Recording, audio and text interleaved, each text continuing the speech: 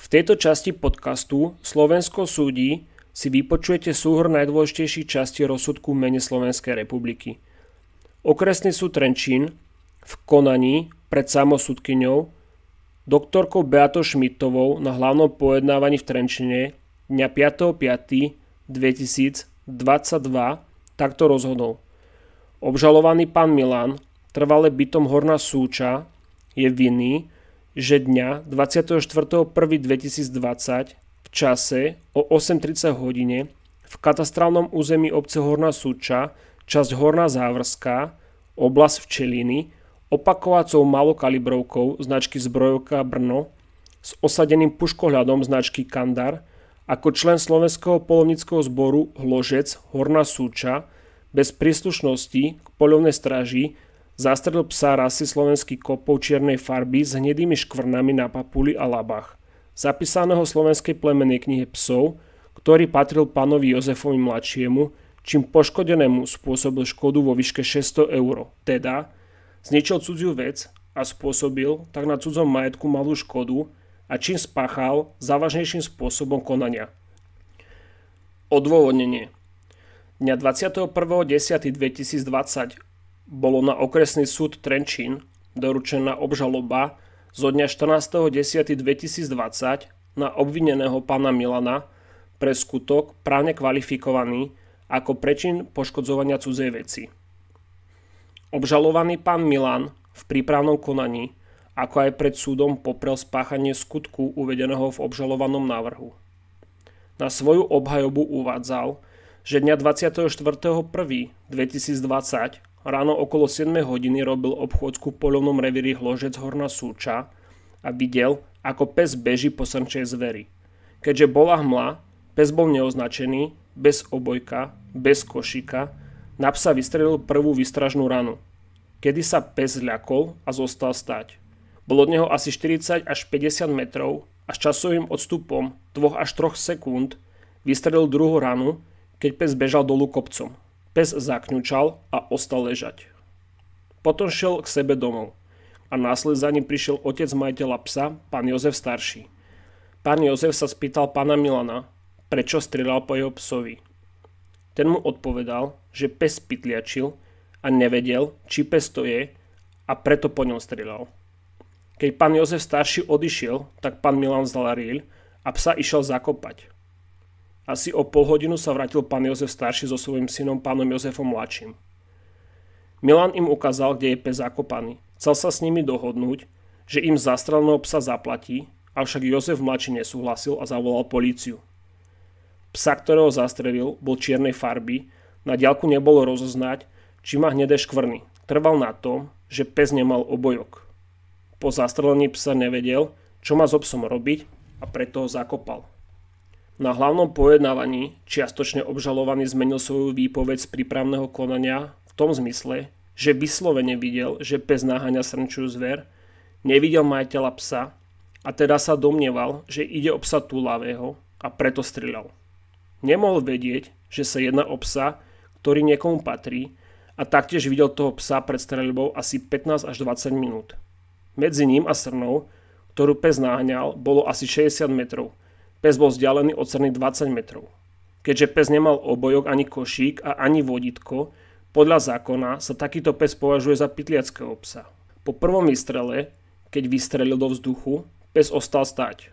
Srna odbehla, teda vzdialenosť medzi štvanou zverou a psom sa zväčšila. Ale napriek tomu vystrelil, lebo sa domnieval, že ide o pytliackého psa. Obžalovaný pripustil, že nie je členom poľovnej stráže.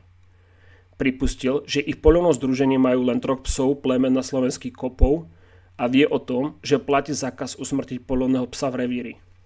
Svedok, pán Jozef starší v prípravnom konaní, ako aj pred súdom vypovedal, že dňa 24.1.2020 okolo 8 hodiny ranej sa vybral na prechádzku so synovým psom Argom, rasa slovenských kopov, a boli na prechádzke blízkosti rodinných domov pri lese do obytnej zóny. Boli na prechádzke asi tak 20 minút, pes mal obojok a vôdzku svedok držal v ruke. Pes bol návoľno, ale mal ho stále v dohľade. Nebol od neho vzdialený viac ako 20 až 50 metrov. Keď sa vracali domov, pes behol do rokliny medzi rodinné domy, pričom jeden z rodinných domov patril obžalovanému pánovi Milanovi. Od jeho domu bol asi tak 80 metrov, keď počul výstrel. V zápäti zaznel druhý výstrel a keď dobehol na miesto, videl zastreleného synovho psa Arga a pri psovi stal obžalovaný v monterkách. Spýtal sa ho, prečo to spravil, na čo mu odpovedal, že to bol čierny pes a že si nevšimol, že je to poľovnícky pes. Svedok povedal obžalovanému, že ide pre syna, a keď synovi toto oznámil okolo 9 hodiny, spolu so synom sa vrátili na miesto, kde pán Milan psa zastrelil. Videli, že pes bol zahrabaný listím. Musel ho zahrabať obžalovaný.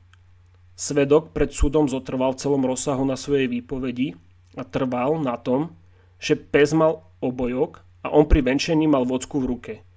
Svedok pán Jozef mladší v prípravnom konaní ako aj pred súdom vypovedal, že k samostatnému skutku sa nevie vyjadriť, nakoľko bezprostredne pri tom nebol.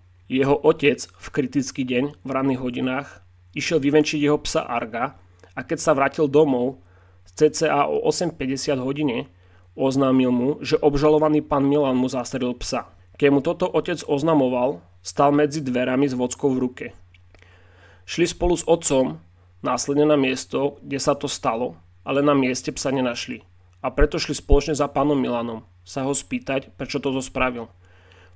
Obžalovaný pán Milan mu k tomuto nič nepovedal, len sa mu ospravedlnil, chcel sa s ním dohodnúť. Keď sa s ním rozprával, bol z obžalovaného cítiť alkohol.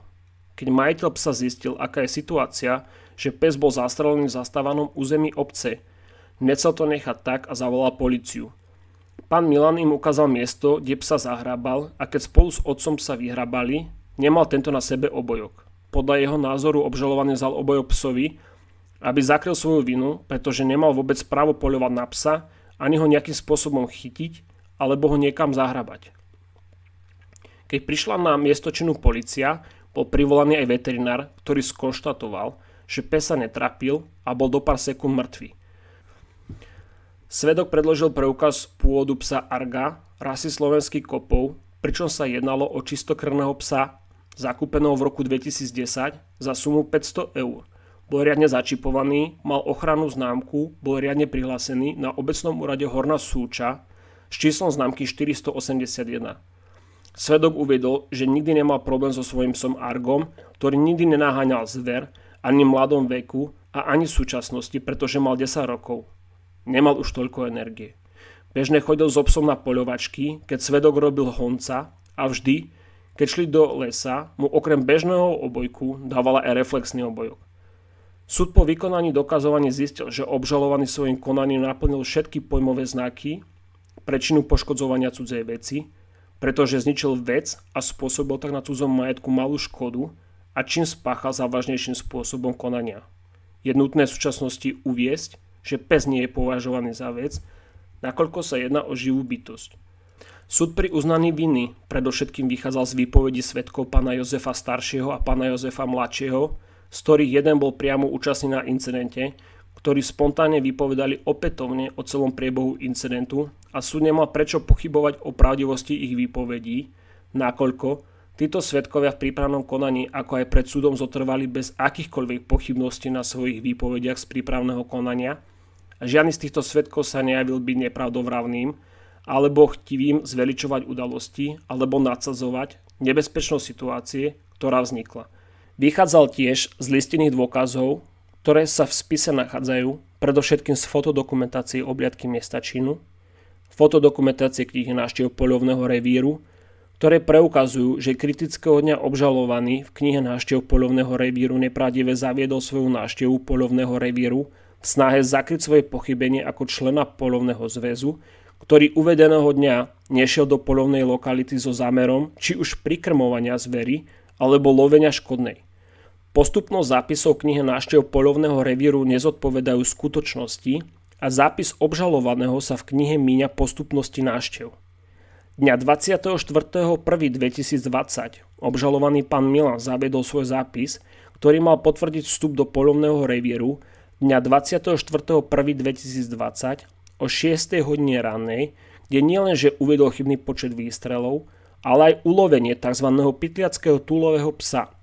Pre pred jeho zápisom, ktorý mal byť konkrétne zadaný v kritický deň, teda 24.1.2020 o 6. hodine ranej, predchádza zápis z toho istého dňa, teda 24.1.2020 o 9:30 hodine od iného poľovníka.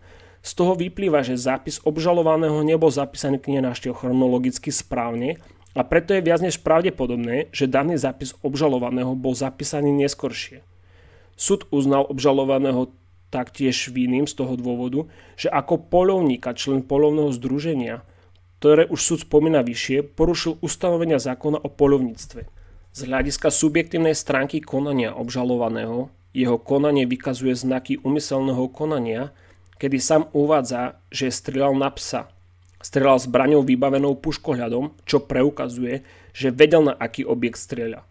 Z hľadiska zavinenia konal obžalovaný pri spáchaní tohto skutku vo forme priameho úmyslu.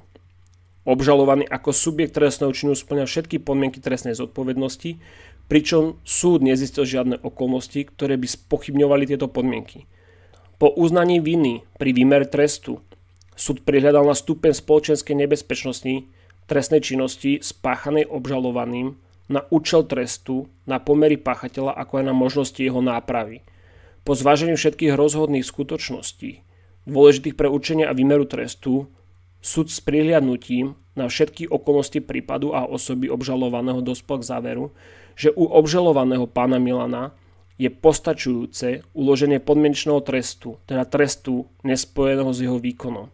Preto mu uložil trest na dolnej hranici trestnej sadzby v trvaní 3 roky, ktorého výkon podmienečne odložil na skúšobnú dobu v trvaní 3 roky s probačným dohľadom. Zároveň mu uložil nahradiť v skúšobnej dobe poškodenému škodu vo výške 600 eur za zastreleného psa.